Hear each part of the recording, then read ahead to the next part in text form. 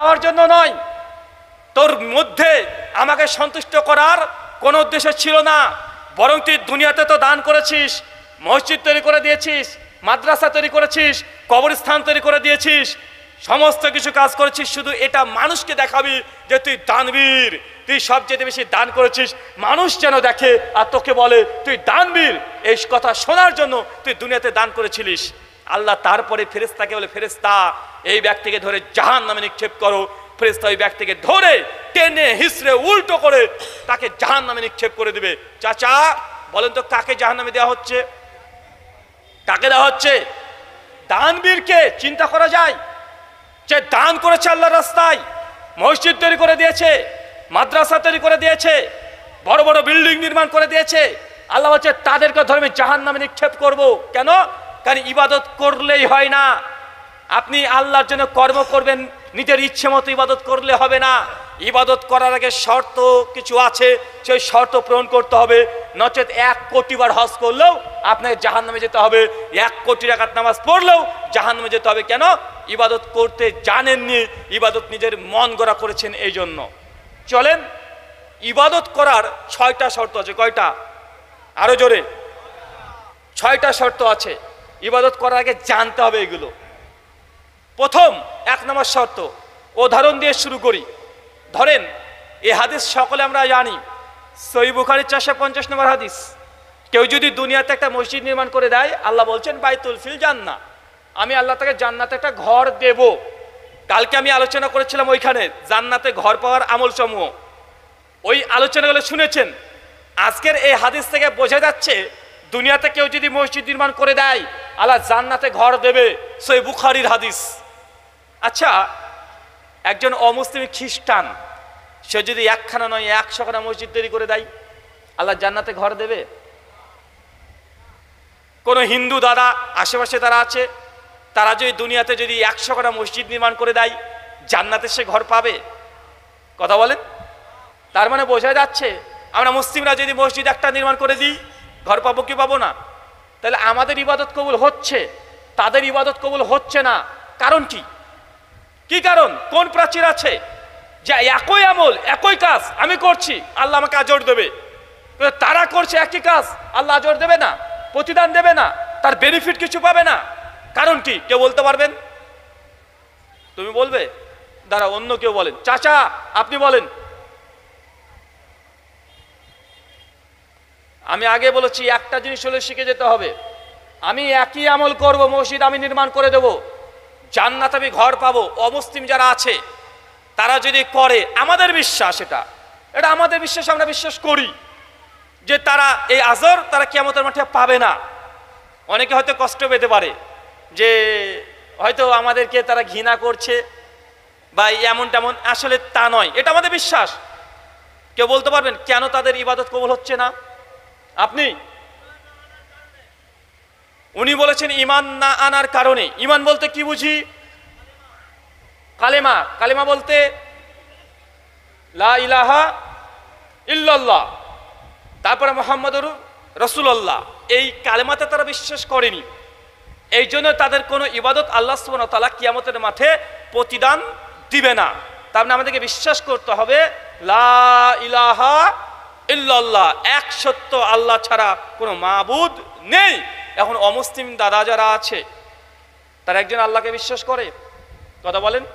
তারা করে না। কেউ বিশ্বাস করে 3 জন, কেউ করে 33 কোটি, এবং তারা আল্লাহ প্রসঙ্গে এমন বাজে বাজে কথা লিখেছে তাদের শাস্ত্রে, শুনতে যেন অবাক লাগে, শুনতে যেন কেমন লেগে যায় যে আল্লাহ প্রসঙ্গে, স্রষ্টা প্রসঙ্গে এত নোংরা কথা কিভাবে শাস্ত্রে লেখা থাকতে পারে। কয়েকটা বলি, সমালোচনার জন্য নয়, বুঝার সুবিধার্থে।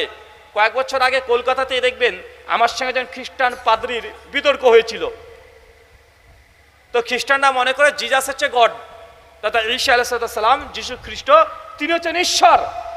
আমি তাকে প্রশ্ন করেছিলাম আলোচনার মধ্যে যে দাদা আপনি বলছেন যিশু খ্রিস্ট তিনি হচ্ছেন ঈশ্বর, তিনি নাকি গোটা সৃষ্টি জগৎকে তৈরি করেছেন, আবার আপনাদের বাইবেলে লেখা আছে gospel of John chapter 20 verse number 1 to 4 পরিষ্কারভাবে যে যিশুকে ক্রুশে ঝোলানো হয়েছিল, 3 দিন তিনি কবরের মধ্যে ছিলেন মরা অবস্থায়।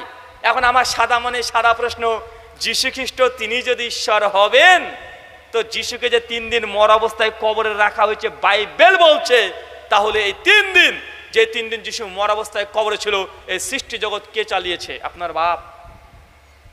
প্রশ্ন আসে গেছে না? কথা বলেন। স্রষ্টাই যদি মারা যায়, গোটা সৃষ্টি জগতের স্রষ্টা ক্রিয়েটর গড যদি মারা যায়, তাহলে প্রশ্ন এখানে সরাসরি চলে আসে, 3 দিন মর অবস্থায় থাকলে এই 3 দিন এই বিশ্ব জগৎ কে চালিয়েছে? প্রশ্ন আসবে না? আসবে।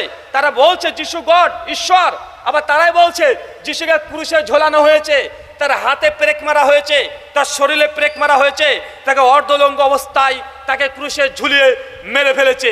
কাকে মেরে ফেলেছে? ঈশ্বরকে মেরে ফেলেছে। কে মেরে ফেলেছে? মানুষে মেরে ফেলেছে। মানুষ নাকি ঈশ্বরকে মেরে ফেলেছে? মানুষ নাকি ভগবানকে মেরে ফেলেছে? মানুষ নাকি গোটা সৃষ্টি জগতের স্রষ্টাকে মেরে ফেলেছে?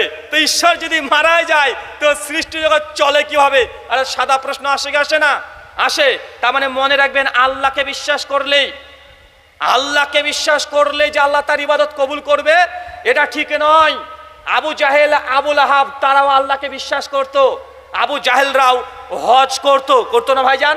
আবু জাহেল, আবুল আহাব সকলেই হাজিদেরকে পানি পান করাতো। আবু জাহেল, আবুল আহাব তারা কাবা শরীফকে তাপ করত, তারাও তালবিয়া পাঠ করত। তারাও কোরআন মাজিদ স্পষ্ট বর্ণনা আছে, সূরা যুখরুফ সূরা 43 আয়াত নম্বর 9 এবং 87। আল্লাহ বলছে, হে নবী, আপনি যদি কাফেরদেরকে জিজ্ঞাসা করেন আসমান থেকে কে পানি দেয়, তারা এক বাক্যে বলবে নিশ্চয়ই আল্লাহ আসমান থেকে পানি দেয়। তারা বিশ্বাস করে। তার মানে বোঝা যাচ্ছে আল্লাহকে বিশ্বাস করলেই আল্লাহ যে ইবাদত কবুল করবে, এ কথা সঠিক নয়। আল্লাহ প্রসঙ্গে সঠিক আকীদা বিশ্বাস যদি না থাকে, আল্লাহ প্রসঙ্গে বাজে যদি ধারণা থাকে, বস্তা পচা আকীদা যদি আপনার থাকে, আল্লাহ আপনার ইবাদত কবুল করবেন না। যেমন খ্রিস্টানরা মনে করছে আল্লাহ নাকি মরে গিয়েছিল 3 দিনের জন্য, ইবাদত কবুল হবে? কথা বলেন। আমি মুর্শিদাবাদের মানুষ, আমার বাড়ি থেকে 4 কিলোমিটার গেলে নদিয়া পড়ে যাই। নদী একটা জায়গা আছে, নাম হচ্ছে হুগলবাড়িয়া। আর অনেকেই জানেন যে আমাদের ব্যাকগ্রাউন্ড, আমার বাবা আগে অমুসলিম ছিলেন, হিন্দু ছিলেন, সনাতনী। আমার জেঠি জেঠিমা সবাই এখনো তারা হিন্দু সনাতনী আছে। আমি 2012-র আগে আমি ইসলামের মধ্যে এইভাবে যুক্ত ছিলাম না। তো ছোটবেলায় নাকি আমার আব্বা, মানে আমার বাবা মানত করেছিলেন আমাকে নিয়ে। কি একটা হয়েছিল, এই জন্য মানত করেছিল আব্বা, মানে আমার বাবা, যে দেবী কালী আছে, ওই কালীর 4টে হাতে 4খানা সন্দেশ দিবে।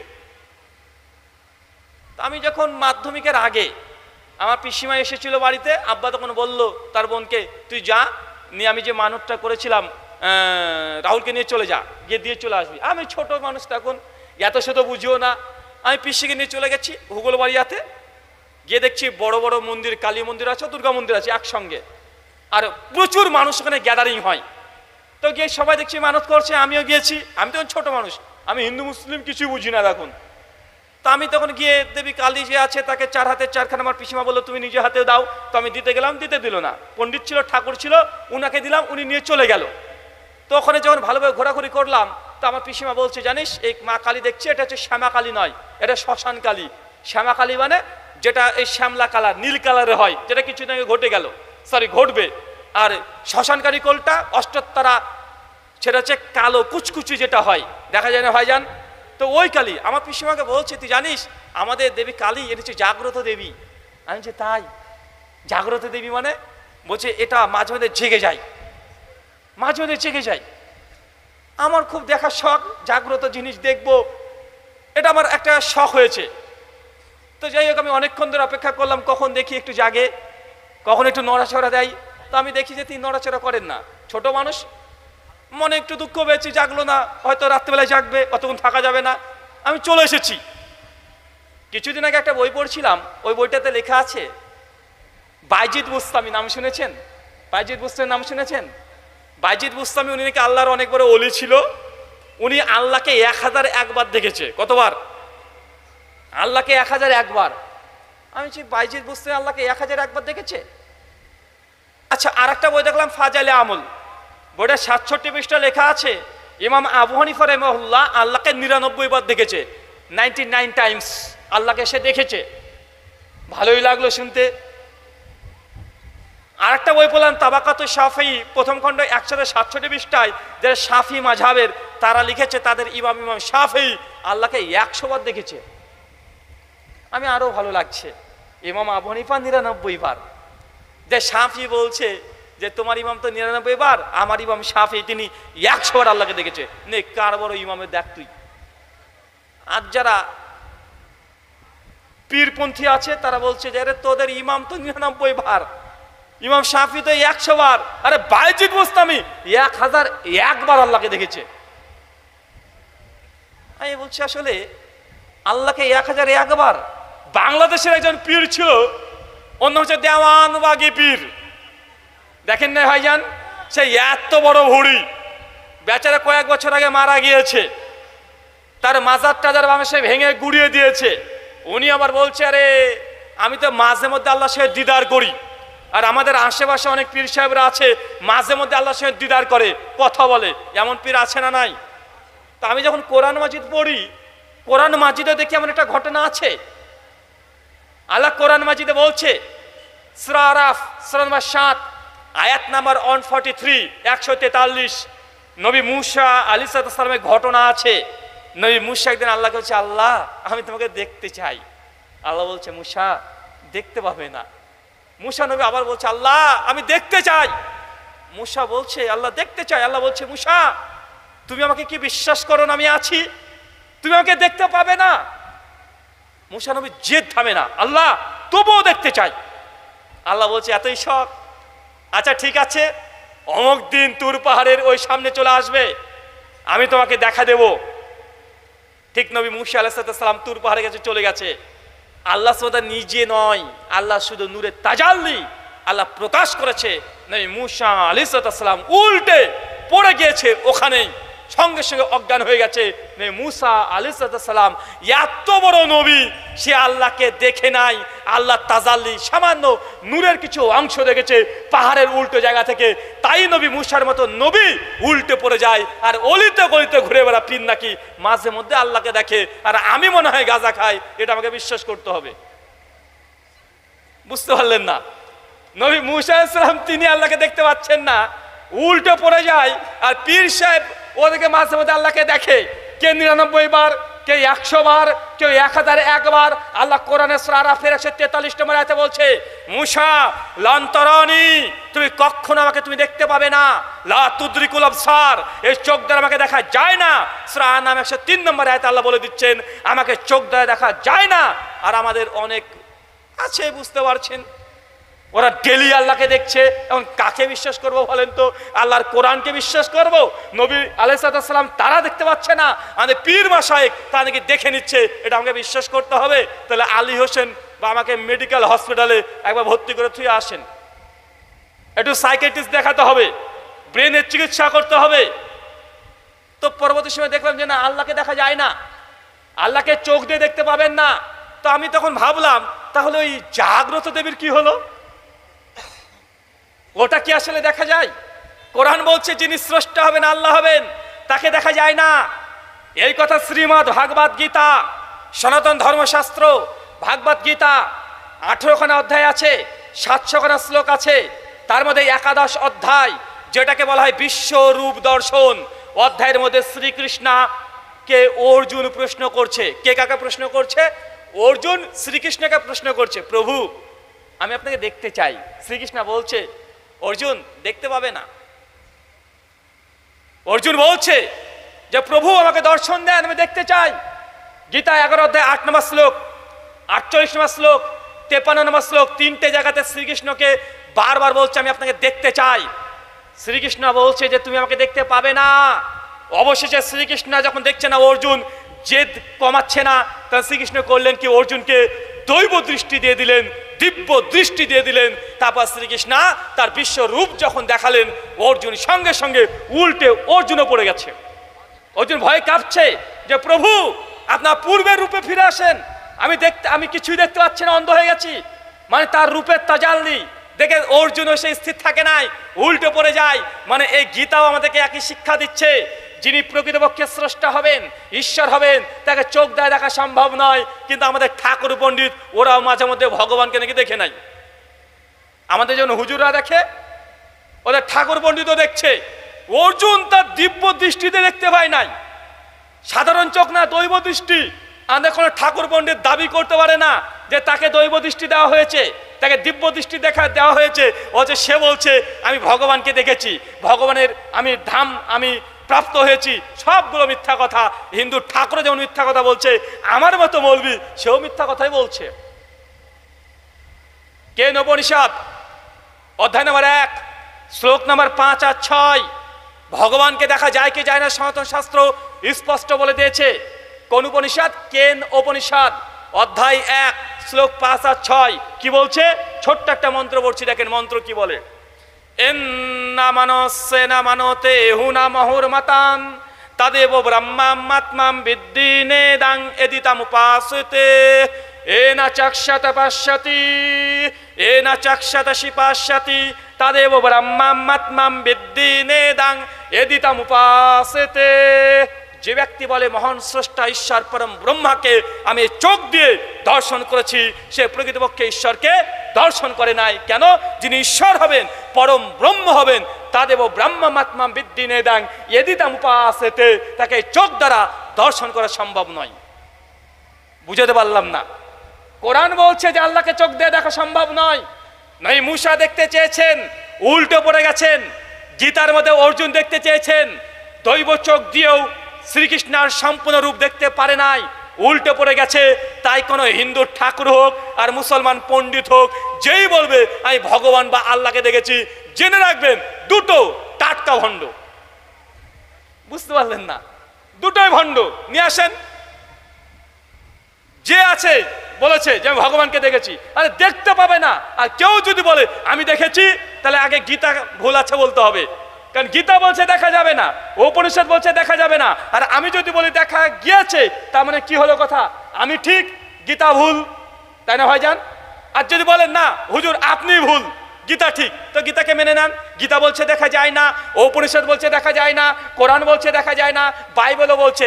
Gospel of John chapter 1 verse number 18, যিনি গড তাকে এই দুনিয়ায় কেউ দেখেনি। Book of Daniel chapter 8 verse number 8 বলছে ঈশ্বরকে কেউ দেখে এক মুহূর্ততে স্থির থাকতে পারে না। মানে আল্লাহ স্রষ্টা গডকে কে দুনিয়ার চোখ দিয়ে কেউ দেখতে পাবে না। যে দাবি করবে দেখেছি, সে ডাহা মিথ্যা কথা বলছে। কেন জানেন? এটা ফিলোসফিক্যালি সম্ভব নয়। কারণ আমরা যারা সৃষ্টি, তারা আমরা ফাইনাইট সত্তা, সসীম সত্তা। যিনি ঈশ্বর তিনি ইনফিনাইট, আনলিমিটেড সত্তা, অসীম সত্তা। সসীম বস্তু কখনো অসীম বস্তুকে দেখা সম্ভবই নয়। সম্ভব কথা বলেন? সম্ভব নয়। তাই আমি আগেই বলেছি, আল্লাহকে বিশ্বাস করলে আল্লাহ ইবাদত কবুল করবে, এই কথাই একদম মিথ্যা, একদম ভুল। জেনে রাখবেন, আল্লাহকে বিশ্বাস করেছিল আবু জাহেল, আবু লাহাব, তাদের মধ্যে আল্লাহ প্রসঙ্গে ভুল ধারণা ছিল। দুনিয়াতে অনেক মানুষই এখনো আল্লাহকে বিশ্বাস করে, কিন্তু আল্লাহর সঙ্গে ভুল ধারণা তাদের অন্তরে গেঁথে রেখেছে। অতএব শুধু আল্লাহকে বিশ্বাস করাটাই যথেষ্ট নয়, আল্লাহকে বিশ্বাস করতে হবে যথার্থভাবে। আল্লাহ যতটুকু কোরআনে বলেছে ততটুকু বিশ্বাস করতে হবে। আগে বাড়িয়ে যদি উল্টো পাল্টা বিশ্বাস করেন, আল্লাহ ইবাদত গ্রহণ করবে না। করবে? কথা বলেন। অনেকে বলতেন আমাদের নবী তো দেখেছে, বলতে পারে না ভাইজান যে আমাদের নবী তো মেরাজে গিয়েছিল, আল্লাহর সঙ্গে দিদার করে চলে এসেছে। আসলে হাদিসের মধ্যে যদি ঘেটে দেখেন, সহিহ বুখারী কিতাবুত তাওহীদ হাদিস 7380, আম্মা জান আয়েশা রাদিয়াল্লাহু তাআলা তিনি বলছেন, ওমান হাদ্দাসাকা আন্না মুহাম্মদ সাল্লাল্লাহু আলাইহি ওয়াসাল্লাম রাই রাব্বাহু ফাকাদ কাযাব। যে ব্যক্তি বলবে আমার নবী আল্লাহকে সচক্ষে দেখেছে, ফাকাদ কাযাব, সে এক নম্বর মিথ্যুক। আমাদের নবী তিনিও আল্লাহকে সচক্ষে দেখে নাই। কিছু রিওয়ায়াত আসছে যে আল্লাহর মাঝে আর নবীর মাঝে পর্দা ছিল, পর্দার অন্তরাল থেকে কথা শ্রবণ করেছে। নবীও সরাসরি আল্লাহকে দেখে নাই। সহিহ বুখারী 843 নম্বর হাদিস, আল্লাহর নবী বলেছেন, যে মানুষ জান্নাতে যাবে সেই দিন আল্লাহ সুবহানাহু ওয়া তাআলা দিদার পাবে। কেন? এই দুনিয়ার চোখ দিয়ে আল্লাহকে দেখা সম্ভব নয়। যদি দেখতে হয় জান্নাতি চোখ লাগবে। কোন চোখ? কথা বলেন। জান্নাতি চোখ ছাড়া আল্লাহকে দেখা যাবে না, আপনি যতই চেষ্টা করেন। তাই আলোচনার সার অংশ হচ্ছে এইটা। এক, ইবাদত কাকে বলে? আল্লাহ যা আদেশ করেছে মেনে নেওয়া ইবাদত। দুই, আল্লাহ যা নিষেধ করেছে মেনে নেওয়া ইবাদত। তিন, ইবাদত করলে আল্লাহ কবুল করে না। চার, আল্লাহকে বিশ্বাস করলে শুধু ইবাদত কবুল হয়ে যাবে না, বরং আল্লাহ প্রসঙ্গে যথার্থ আকীদা বিশ্বাস অন্তর যদি না থাকে, ইবাদত করলেও আল্লাহ কবুল করবে না। কথা বুঝতে পারছেন? কঠিন মনে হচ্ছে? কঠিন মনে হচ্ছে না তো? আচ্ছা, অনেকে মনে করে না যে আল্লাহ বা স্রষ্টা তিনি জন্মগ্রহণ করেছেন, তিনি মৃত্যুবরণ করেছেন। ভাই, এমন বিশ্বাস আছে না নাই সমাজে? আছে না ভাইজান? যারা যাকে গড মনে করছে এটা স্রষ্টা, ইনি ঈশ্বর, তার পুজো করছে, আরাধনা করছে, উপাসনা করছে। অথচ আমরা বিশ্বাস করছি যিনি স্রষ্টা তিনি জন্মগ্রহণ করেছেন, তিনি মৃত্যুবরণ করেছেন। বিশ্বাস করা হয় কি হয় না? অনেকেই হয়। আপনি দেখতে থাকেন, অনেক মানুষ আছে গডও বিশ্বাস করে, আল্লাহকে বিশ্বাস করে, ভগবানকে বিশ্বাস করছে, আর বিশ্বাস করে যে ঈশ্বর জন্মগ্রহণও করেছে। গীতা উল্টো কথা বলছে। শ্রীমদ্ ভাগবত গীতা অধ্যায় নম্বর 10 শ্লোক সংখ্যা 3, কি বললাম? চ্যাপ্টার 10 ভার্স নাম্বার 3, শ্রীকৃষ্ণ তিনি বলছেন পরিষ্কারভাবে, ইয়ামাম আজাম মানাদিম চবিত্ত লোক মহেশ্বরাম আসাম মৌরা সুমেরেশু সর্বপাপে হি প্রমোচ্ছাতে। হে অর্জুন, যে ব্যক্তি বিশ্বাস করে যিনি স্রষ্টা ঈশ্বর আজাম, কখনো জন্মগ্রহণ করেনি, কখনোই জন্মগ্রহণ করে না, সর্বপাপে হি প্রমোচ্ছাতে, এই ব্যক্তি সমস্ত পাপ থেকে মুক্তি পাবে। কোন ব্যক্তি বলেন তো? যে ব্যক্তি মনে করে ঈশ্বর জন্মগ্রহণ করে না, যার এই বিশ্বাস অন্তরে আছে, সেই সমস্ত পাপ থেকে মুক্তি পাবে। কিন্তু আমাদের সমাজে ভগবানে আমরা বিশ্বাস করি, ঈশ্বরে আমরা বিশ্বাস করি, আবার বিশ্বাস করি তিনি জন্মগ্রহণ করেছেন, তিনি মৃত্যুবরণও করেছেন। বিশ্বাস করা হয় কি হয় না? কিন্তু আমাদের শ্লোক আলাদা কথা বলছে। তার মানে বুঝা গেল ঈশ্বরকে বা আল্লাহকে বিশ্বাস করলেই ইবাদত আপনার কবুল হবে না, বরং ইবাদত কবুল হওয়ার জন্য আল্লাহ গড প্রসঙ্গে বিশুদ্ধ আকীদা লাগবে, নচেত যত রাকাত নামাজ পড়েন সবগুলো বাতিল হয়ে যাবে। এই জন্য আল্লাহ বলেছেন তাসলা নারুন হামিয়া, ইবাদত করে ক্লান্ত হয়ে গেছে, তারপরেও আমি তাকে জাহান্নামে নিক্ষেপ করব। কেন? আকীদা বিশুদ্ধ ছিল না। 2, ইবাদত কবুলের শর্ত, শুধু আকীদা বিশুদ্ধ হয়ে গেলে আল্লাহ ইবাদত কবুল করবেন না, তার সঙ্গে একটা শর্ত যুক্ত হবে। ইবাদত করার পূর্বে হালাল খেতে হবে। কি খেতে হবে? কথা বলেন। হালাল খাওয়া, হালাল ইনকাম। আপনি যদি হারাম ইনকাম করেন, হারাম খান, ইবাদত আল্লাহ গ্রহণ করবে না। 1 কোটি রাকাত নামাজ পড়েন, আল্লাহ গ্রহণ করবে না। প্রত্যেক ইবাদতের পূর্ব শর্ত হালাল রুজি রোজগার অর্জন করা, হালাল খাওয়া, এটা হচ্ছে দ্বিতীয় শর্ত। 3 নম্বর শর্ত ইবাদত কবুলের তৃতীয় শর্ত হচ্ছে ইবাদত করার পূর্বে নিয়াত শুধু আল্লাহকে খুশি করার জন্য হবে। কাকে খুশি করার জন্য? কাকে? কার খুশির জন্য ইবাদত করবেন? আল্লাহকে না পীরকে? কথা বলেন, কার? আল্লাহর খুশির জন্য না পীরের জন্য? আল্লাহ বলছে সূরা আনাম 163 নম্বর আয়াত, ইন্না সালাতি, নিশ্চয় আমার সালাত, ওয়া নুসুকি, আমার কুরবানি, ওয়া মাহিয়া, আমার জীবন, ওয়া মামাতি, আমার মৃত্যু, কার জন্য? লিল্লাহ, সব রব্বুল আলামিন তোমার জন্য। নামাজ হবে কার জন্য? আল্লাহর জন্য। রোজা কার জন্য? আল্লাহর জন্য। দান সাদকা কুরবানি যা হবে সব আল্লাহকে খুশি করার জন্য, মাকে খুশি করার জন্য না, বউকে খুশি করার জন্য না, পীর সাহেবকে খুশি করার জন্য না। যদি মাঝখানে আল্লাহর বান্দার মধ্যে কেউ চলে আসে, এই ইবাদত আল্লাহ কবুল করবেন না। যদি বলেন না মাকে খুশি করার জন্য জুমার নামাজ পড়তে যাচ্ছি, বউকে খুশি করার জন্য জুমার নামাজ পড়তে যাচ্ছি, পীরকে খুশি করার জন্য জুমার নামাজ পড়তে যাচ্ছি, ইবাদত কবুল হবে না বাতিল হবে? বাতিল। ইয়াকা না'বুদু ওয়া ইয়াকা নাস্তাঈন, আল্লাহ আমি তোমারই ইবাদত করি, তোমার কাছে সাহায্য চাই, মাঝখানে কেউ আসবে না, আল্লাহ বান্দার মাঝে কেউ আসবে না। কিন্তু আমরা মাঝখানে অনেকজনকে নিয়ে চলে আসি না নাই? আছি। যে নিয়ে আসি, ইবাদত বাতিল, ডাইরেক্ট ইবাদত বাতিল। তাই নিয়াত খাস কার জন্য? আল্লাহকে খুশি করার জন্য। 4 নাম্বার, ইবাদত করার পূর্বে সুন্নাতি তরিকায় হতে হবে। কি বললাম? সুন্নাতি তরিকায় হতে হবে। 5 নাম্বার, বিদাত মুক্ত অবস্থায় হতে হবে। 6 নাম্বার, শিরিক মুক্ত অবস্থায় হতে হবে। 6টা পয়েন্ট বুঝতে পেরেছেন? 6টা পয়েন্ট বোঝা গিয়েছে? আচ্ছা, যে 6টা পয়েন্ট বললাম কেউ জন দাঁড়িয়ে বলতে পারবেন? যদি বলতে পারেন একটা বই গিফট করা হবে। আসেন। আচ্ছা, যে এক প্রশ্ন করেছিলাম উত্তর দিয়েছিল ঈমান। কে গো ভাই? হাত তোলেন তো একটু। আপনি বলেছিলেন একটা বই নিয়ে যাবেন।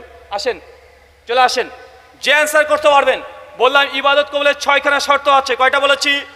6টা। এই 6টা শর্ত কে বলতে পারবেন? বক্তব্য না, শুধু মূল পয়েন্টগুলো বললেই হবে। কে বলতে পারবেন? তাহলে একটা বই আছে গিফট, দেখি বলেন।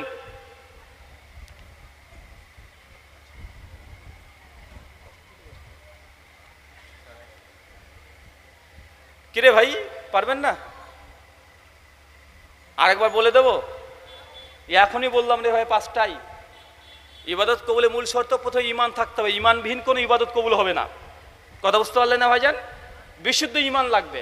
2, ইবাদত করার পূর্বে হালাল রুজি রোজগার, হালাল খাওয়া পান করা, ইনকাম, সোর্স অফ ইনকাম হালাল হতে হবে। 3 নাম্বার, ইবাদত করার পূর্বে নিয়ত খাস আল্লাহকে খুশি করার জন্য হতে হবে। 4 নাম্বার, সুন্নতি তরিকায় হতে হবে। 5 নাম্বার, বিদাত মুক্ত অবস্থা হতে হবে। 6 নাম্বার, শিরিক মুক্ত অবস্থায় হতে হবে। এই 6টা মনে থাকবে, মনে থাকবে। এবার একজন কেউ বলেন, বলে দিবেন? দাঁড়ান, আপনি একটু ঘুরিয়ে নি, ভুলে যান। আচ্ছা, আর কেউ? মানে সরাসরি মুখস্থ হয়ে যেতে পারে, একটু ঘোরাঘুরি করাই, ব্রেনটাকে একটু উল্টা পাল্টা দিয়ে দিন, যে বই নিয়ে চলে যাবে। আর কেউ বলবেন? আরে ভাই 6টা এখনই বললাম রে ভাই, আপনি বলবেন? মাশাআল্লাহ, দাঁড়ান তো, বলেন তো দেখি। 1, ঈমান। 2, নিয়াত আল্লাহর জন্য, সুন্নাতি তরিকায়, হালাল রিজিক, শিরিক মুক্ত, বেদাত মুক্ত। মাশাআল্লাহ, গুছিয়ে বলতে পারেনি, উল্টো পাল্টা করে বলেছে, তবে মালগুলো ঠিক জমায় রেখেছে, তাই না? আচ্ছা, আপনি বলেন তো, কে বলছিলেন এখান থেকে? আপনি ওঠেন, চলে আসেন, আপনি চলে আসেন। ঈমান, হালাল রিজিক,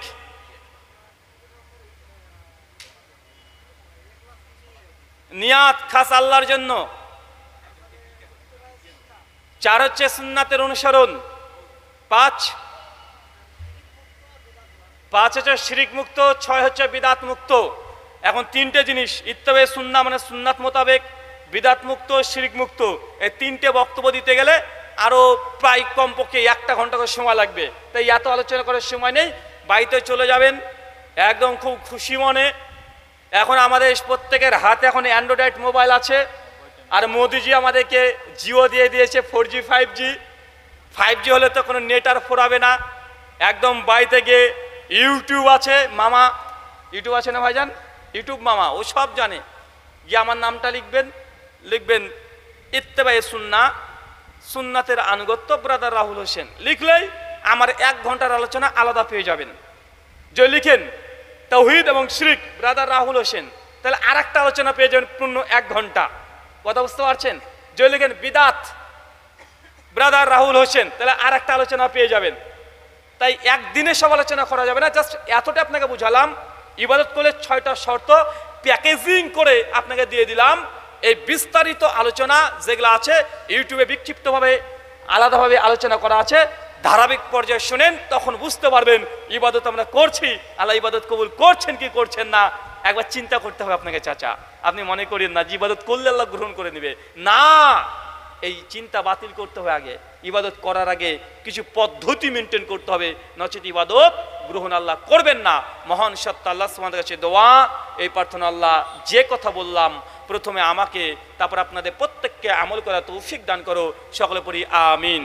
আল্লাহ, আমরা পূর্বে যেগুলো অজান্তে আমরা ভুল করেছি ইবাদতের মধ্যে, সমস্ত ভুলগুলোকে ক্ষমা করে দিয়ে আমাদের ইবাদতকে তুমি কবুল এবং মঞ্জুর করো, সকলে পড়ি আমিন।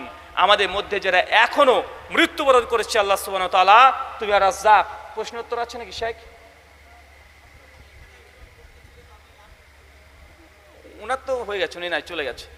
আমাদের মধ্যে যারা এখন হালাল উপার্জন করতে পারেন, আল্লাহ তুমি আর রাজ্জাক, তুমি রিজিক দাতা, আমাদের প্রত্যেককে হালাল উপার্জন দিয়ে পূর্ণ করে দাও, সকলে পড়ি আমিন। আমাদের মধ্যে যারা মৃত্যুবরণ করেছে আল্লাহ সুবহানাহু ওয়া তাআলা, তা যদি শিরক না করে মৃত্যুবরণ করে তুমি তাদেরকে ক্ষমা করে জান্নাতুল ফেরদৌস দান করো, সকলে পড়ি আমিন। এই বলে আজকের মতো আলোচনা শেষ করলাম। কি না না শেষ করে দিই?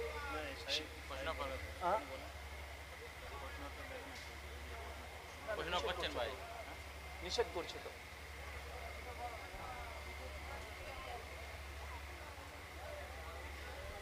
শুকরান, জাযাকাল্লাহ। আমাদের আলোচনা শেষ করছি। সুবহানাকা আল্লাহুম্মা ওয়া বিহামদিক ওয়া আশহাদু আল্লা ইলাহা ইল্লা আনতা আস্তাগফিরুকা ওয়া আতুবু ইলাইক। আসসালামু আলাইকুম ওয়া রাহমাতুল্লাহ।